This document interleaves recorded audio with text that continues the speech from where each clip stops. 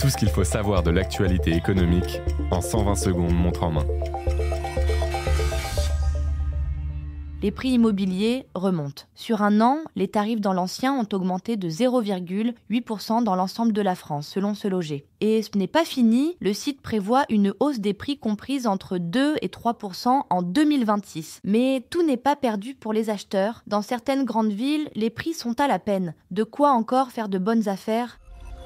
Mal-être au travail. En 2024, l'absentéisme en entreprise a augmenté de 3%, atteignant des niveaux comparables à ceux constatés en pleine crise du Covid. Deux tendances expliquent cette hausse. Les salariés sont plus nombreux qu'auparavant à se mettre en arrêt maladie au moins une fois dans l'année. Et la durée de ces arrêts de travail s'allonge. Phénomène inquiétant, les risques psychosociaux, comme le burn-out, flambent.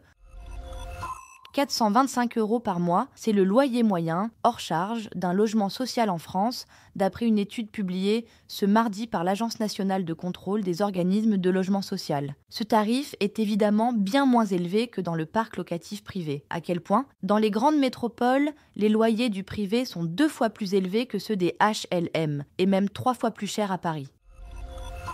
Des augmentations limitées. Pour cette année, les entreprises prévoient des hausses de salaire plutôt modestes. Plus de 2,1% en moyenne, contre 3,5% l'an dernier et 4,75% en 2023. Ces augmentations iront en particulier aux bas salaires et combleront les écarts de rémunération entre femmes et hommes. Les employeurs feront néanmoins un effort sur les frais du quotidien, repas, transport, etc. Ce podcast a été écrit par les journalistes de Capital et mis en voix par une intelligence artificielle. Abonnez-vous sur votre plateforme habituelle pour écouter chaque épisode dès sa sortie.